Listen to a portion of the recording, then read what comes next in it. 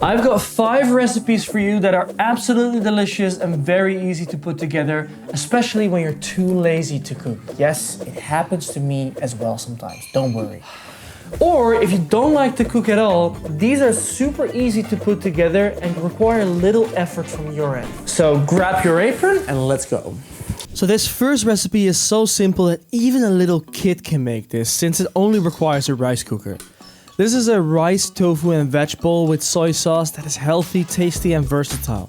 To start, first prep all your ingredients and note that if you really want minimum effort, you can also buy pre-cut vegetable mixes.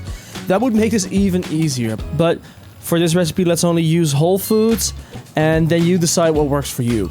Start by cutting all your vegetables. I cut up a celery stick here and then I realized, of course, you can cut all your ingredients with your knife, but who are we kidding here, right? You and I both know this is about lazy methods. So I have this hand-powered food processor. It doesn't give you optimal cuts, but it does the job fast, and that's all sort of what we care about now. Then I throw in half a carrot as well, shred it up in the processor, and then I did the same to 5 mushrooms. Then I grab 1 tomato and cut an X in the bottom so the peel comes off nicely when it's done steaming. Then for the protein I added some cubes of tofu, yeah, with a knife, I know. You can also use cooked ham or frozen peas or corn from a can. Then I weighed off 150 grams of long grain sushi rice and washed it 3 times. Now of course that's optional, but highly recommended for better grain texture at the end. Measure also 150 milliliters of water, 1:1 ratio rice to water. This is for 2 people, by the way. I do 75 grams of rice per person. Throw that all in your trusty rice cooker and start by placing a tomato in the center with the X facing up.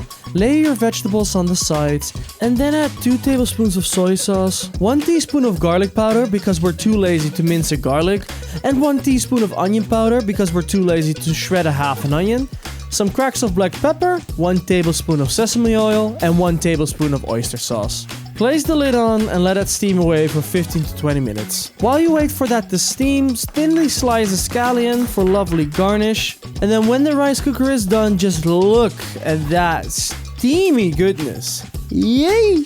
Give it a good stir, taste and adjust the seasoning to your liking, and serve in a nice looking bowl. Finish with your scallions and you are done. Get back to your comfy couch, eating a delicious, healthy meal while you are slotting away in front of Netflix. The next lazy meal is this easy, delicious looking sheet pan wrap. Wraps are amazing to make when you're lazy, and if you're really lazy, you can even meal prep them by making a bunch of them and throw them in the freezer, and then reheat them for whenever you're hungry. For this recipe, you preferably need an oven to make it easy. Preheat your oven to 200 degrees Celsius or 400 degrees Fahrenheit. For the easy fajitas spice mix, add 1 teaspoon of cumin, 1 teaspoon of chili powder, 2 teaspoons of paprika powder, 1 teaspoon of garlic powder, and 1 teaspoon of onion powder. Add 10 cracks of salt and 10 cracks of pepper. And if you have it, now it's time to pull out some MSG. Mix that together and set aside. Then slice up an onion in thin slices. And here's a quick tip for you. Make sure you always have a bowl beside you for shells and waste, so you don't have to walk to your bin all the time. Then grab 2 bell peppers, break them open, and remove the white parts. And then slice them into strips as well. Add all your veg to a bowl and some olive oil and toss that around. Then I grab 1 chicken thigh per bell pepper and slice it up into strips as well. Also add a little bit of olive oil. And then move everything with the vegetables to a sheet pan lined with parchment paper. Mix and coat everything with the spice mix. Spread it out and place it into a preheated oven for 15 to 20 minutes. In the meantime, shred some young Gouda cheese, or Gouda as we say here in the Netherlands. And at this stage you can go wild with whatever you have in your fridge.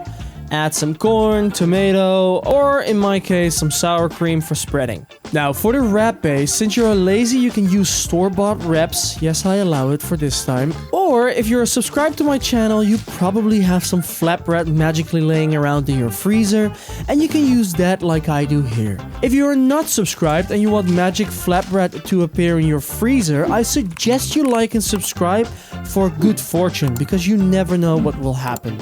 And check out my flatbread video after this one. Add the flatbread to the sheet pan for the last 5 minutes of baking to heat them up a little bit. And when done, look at this beautiful sheet of food and make sure to check the chicken for doneness.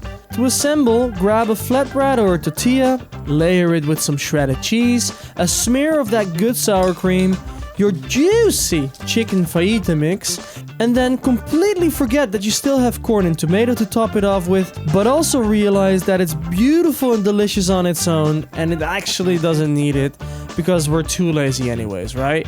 Alright, easy sheet pan chicken fajitas, let's taste them. The only thing that's missing that I'm adding right now is just a little bit of lime juice, because that is really elevating the flavors of all those spices in chicken and fajita. So it's a great tip when you're missing something or you feel that it's just not there, add some acidity such as lime juice or lemon, and that really elevates all the flavors. And trust me, this is gonna be amazing. So make sure to add the half a lime or half a lemon at the end when it just came out of the oven, and then it's perfect. It's so easy. You don't have any excuses. Next, we're gonna enter Japan for a second for my favorite fast Japanese meal, gyudon. This rice, beef and veg bowl is so delicious and done in only 15 minutes if you're smart about making it. You need some nice thinly sliced steak for this. I had some flat iron steak, and to get those thinner cuts you can just buy it, or you can freeze your steaks for about 30 minutes to an hour for easier slicing. If you don't do this because you couldn't care less, I understand, you can also do it without, but it's just a little bit harder to slice. To start, wash your 150 grams of rice. I also got 50 grams of frozen peas, 100 milliliters of water, then rice cooker, rice in, peas in, water in, let it cook. Then slice up 1 onion and the 300 grams of steak. To get the most tender slices of beef, always cut against the grain so the steak separates naturally when you bite into it. So follow the lines on the steak and then cut straight through these lines. Then for the sauce, add 2 tablespoons of soy sauce, 2 tablespoons of sake, 2 tablespoons of mirin, what is a sweetened rice wine vinegar, and 1 tablespoon of sugar. Mix it together and onto a stove. In a pan, add some sesame oil, your onion and steak. Cook that for 1 to 2 minutes and then add your sauce and let that simmer until your rice is ready. While you wait for your rice, slice a scallion for garnish. And then when your rice is ready, scoop it around a little bit to fluff it up and add it to a beautiful bowl. On top of that, add your beef mixture, some scallions for garnish, and optionally some sesame seeds, optionally. And there you have it. An easy, freaking delicious bowl of gyudon.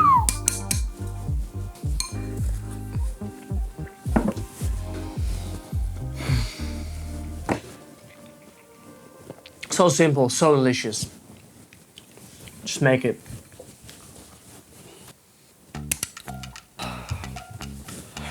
Right. Let's make some Thai fried egg with some rice and some veg. Super easy. Let's go.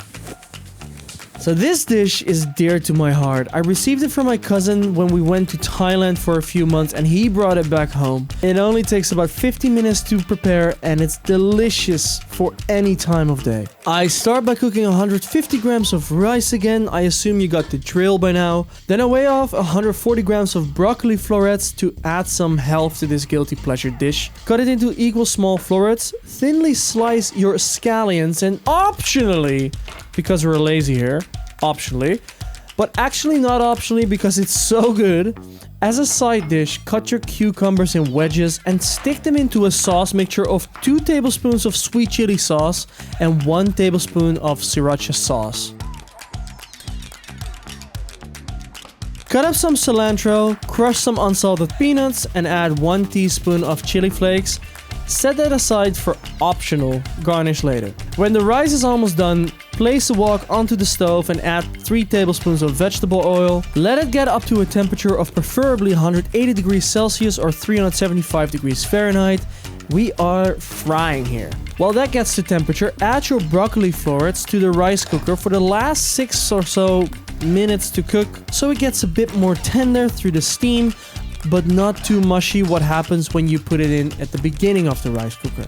You still want to have a little bit of that crunch. After that, crack 3 eggs in a bowl, crack in some black pepper, add half a teaspoon of sugar, preferably brown, half a teaspoon of vinegar and 3 teaspoons of fish sauce. Whisk that together, and when your wok is hot, add the egg mixture into the oil and start stirring for a few seconds and then leave it. Do not flip it around, but scoop a little bit of the oil over the egg, fry for 10 seconds or so, and then take it off the heat. To assemble, add your broccoli on the side, the fluffy rice on the other side, and then add the lovely juicy fried egg over the rice. Sprinkle over some scallions, and if you've been very productive, add your optional peanuts, cilantro and chili garnish, and even your delicious side of cucumber wedges in chili sriracha sauce. Enjoy your Thai-style fried egg rice and veg. Super easy, super simple, and very delicious. So the omelet is supposed to flavor the rice and everything. And this is a nice refreshing side snack. You can do optionally, but highly recommend. Great. Then last but definitely not least, if you're really lazy and you don't know what to make, but you do have eggs plus some random ingredients, do this. Make this what I guess I have left frittata. Yes, I'm still working on the name. Throw on your oven on 200 degrees Celsius or 400 degrees Fahrenheit to preheat, and then cut your leftover veggies into small chunks. And here's another tip for you that makes it easier to work in the kitchen. Buy yourself a bench scraper. You can see that a lot of ingredients are flying around over my cutting board, and it's easiest to pick this up with a bench scraper.